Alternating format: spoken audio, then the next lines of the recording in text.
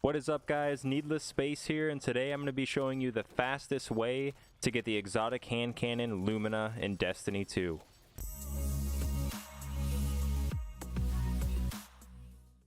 Real quick, guys, if you can appreciate quick and easy guides that get straight to the point, please let me know and let YouTube know by liking this video and subscribing to the channel. Alright guys, first things first, we're going to be heading to the EDZ to start this quest, specifically the Tross Land landing zone.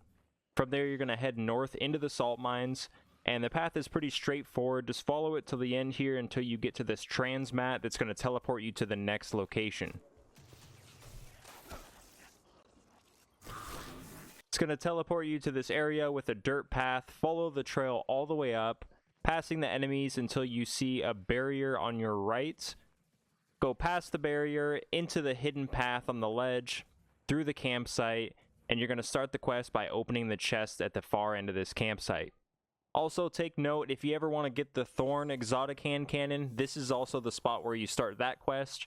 Just sift through the burn pile, and I also cover that whole quest in another video. Alright, so here's where the quest gets a little bit tricky. You're going to pick up a positioning device, and it's basically going to guide you to a chest that you have to locate, but it is random which location you will get. It'll be displayed in this purple text here.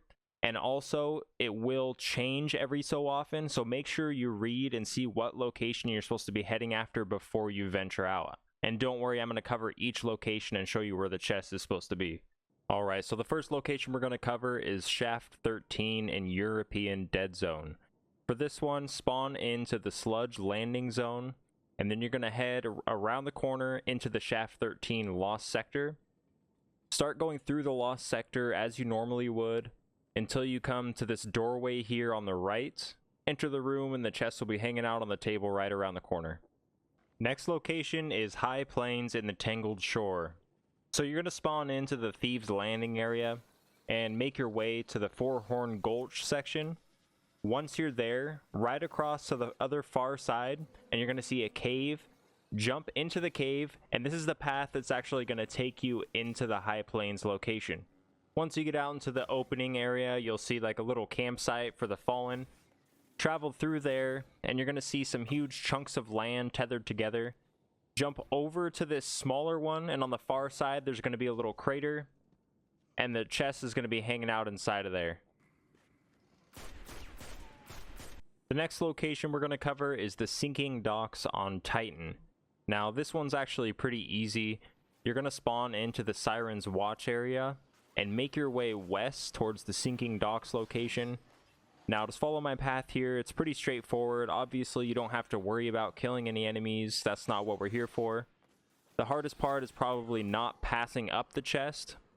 Once you drop down from this stairwell, you're going to see a doorway on your right, and the chest is going to be hanging out just past that doorway around the corner.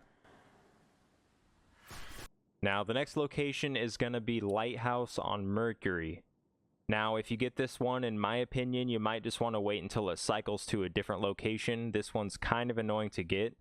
But if you do want to get it, you'll have to wait until the public event is active, the one that starts in the center of Mercury. When it is, you'll have to join in and run it like you're going to activate the heroic version, shooting out those Vex crystals in the sky. When it comes to launch you over to the East Tower, do it as you normally would, shooting out those Vex crystal-like objects, climbing those little areas that spawn in the sky. Then once you get to the top of the tower, you'll see the chest sitting on this location on the side. Alright guys, the next location is going to be Spire of Keyers in the Dreaming City. For this one, spawn into the Devilian Mists area, then head northeast into that little path that kind of winds around the mountainside. Once you make your way up towards the top, towards the structures near the top of the plateaus, follow the path that I do here, crossing these bridges. Don't worry about the enemies until you see this little floating island off the edge. Jump over to that island, making your way around the backside. The chest is going to be sitting next to this tree in this little patch of grass here. Next location is if you have the Mists on Nessus.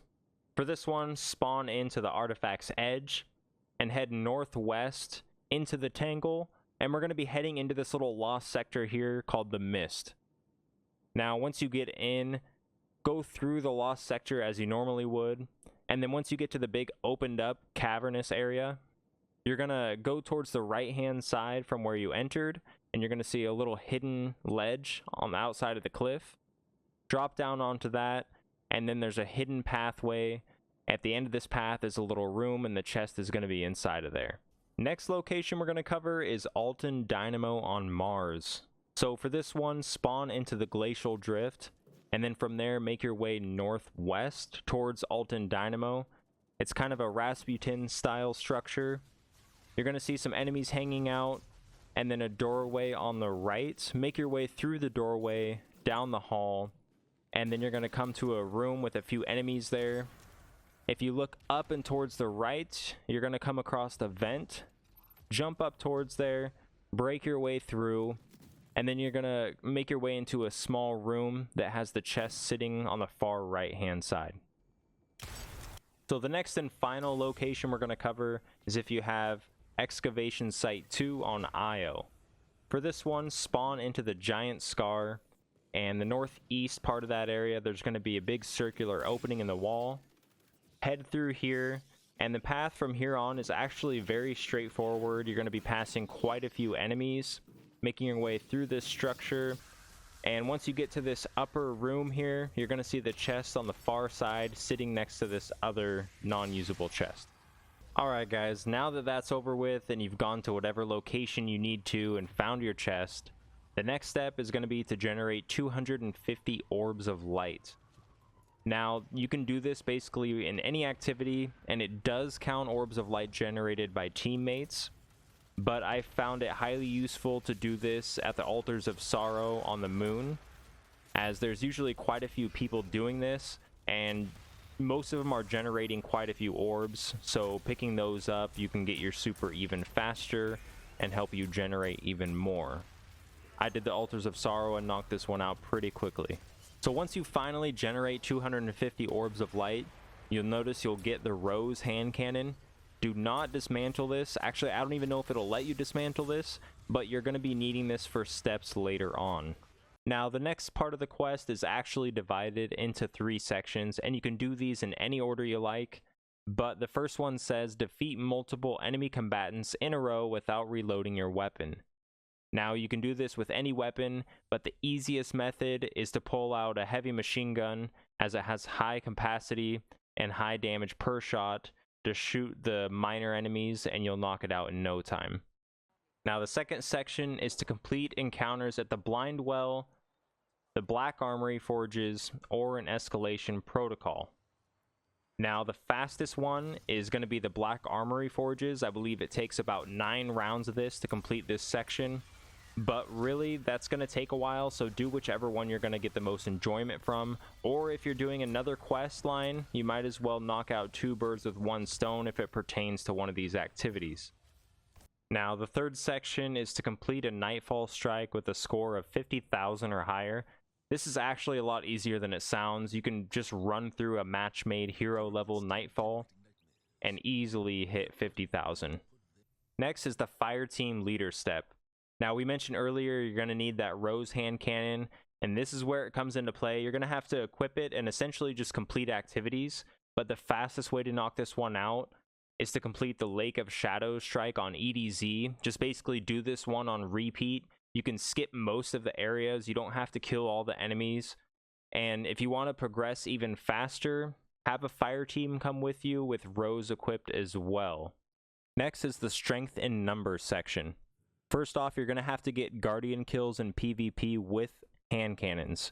Now, you can use any hand cannon, but if you use Rose, you will get 4 points for each kill instead of the normal 1 for any other hand cannon. And make sure you go into a mode that is team-based, because you do get points for hand cannon kills that come from your teammates as well. Now, if you can get a fire team together and get everyone to use hand cannons, you'll knock this one out in no time. Now, another objective for this section is to deny an invader. For this one, you're going to have to head to the Gambit, and when a Guardian invades your team, you're going to have to kill him, and you have to get the final blow before he kills you or any of your teammates. Now, the best strategy for this one is to get a weapon that can essentially take him out in one shot or close to it, and make sure you gather any power ammo if needed and don't use it up before they come in. The third objective for this section is to generate 50 orbs. You might complete this one while doing the other two. If not, you can just jump into some Nightfalls or public events, and this one's fairly easy to knock out. Alright guys, it's been a long sweaty road, but we are almost there. Next up, we're going to have to head to Mars, specifically into Will of the Thousands Strike. Boot up the strike and make sure you bring Rose with you. Throughout the strike, there's going to be these little purple floating crystals scattered around. You're going to have to destroy 11 of them with Rose. Now, in the first section I show you, Dynamo approach, there's going to be about 7 or 8.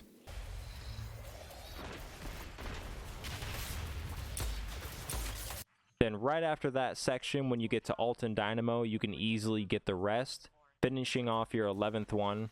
But just in case you don't, these crystals are scattered throughout the strike, and they really aren't hidden at all. It should be no problem at all to knock out 11 of these. Once you do that, just finish the strike, defeating Zol at the end, and you'll get your Lumina. Alright guys, I hope this helped you out even a little bit. If it did, please let me know by leaving a like, subscribe to the channel. I will catch you guys in the next video, and as always, good luck and have fun.